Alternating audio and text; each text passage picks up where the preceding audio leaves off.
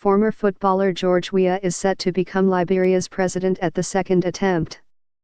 With most ballots from Tuesday's runoff vote counted, Mr. Weah is well ahead of opponent Joseph Boakai. He will succeed Ellen Johnson Sirleaf, Africa's first elected female president, in Liberia's first democratic handover in decades.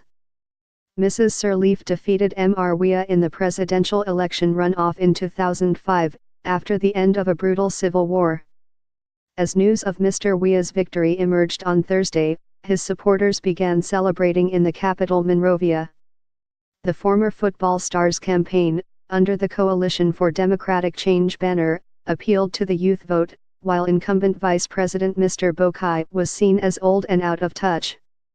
But Mr. Weah's election is not without controversy, as his running mate is Jewel Taylor, former wife of the warlord and ex-President Charles Taylor, who is serving a jail sentence in the UK for war crimes. Mr. Weah, 51, won the first round of the presidential election in October with 38.4% of the vote, compared with the 28.8% won by second-placed Mr. Boakai, 73. The failure of any candidate to secure an outright majority forced the runoff.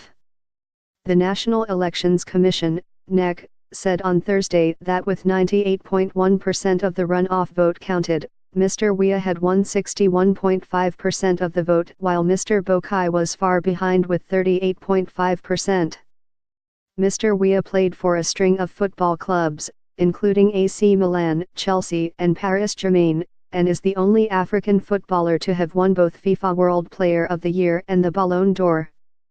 He entered politics after his retirement from the game in 2002 and is currently a senator in Liberia's parliament. Liberia, founded by freed U.S. slaves in the 19th century, has not had a smooth transfer of power from one elected president to another since 1944. Legal challenges delayed the vote to replace Ms. Sirleaf, and turnout was low. Election officials put turnout at 56%. More than 2 million people were eligible to cast their ballots in the nation of 4.6 million people.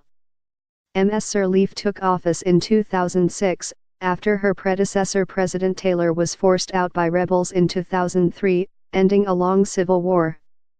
Taylor is serving his 50-year prison sentence in the UK for war crimes related to the conflict in neighbouring Sierra Leone.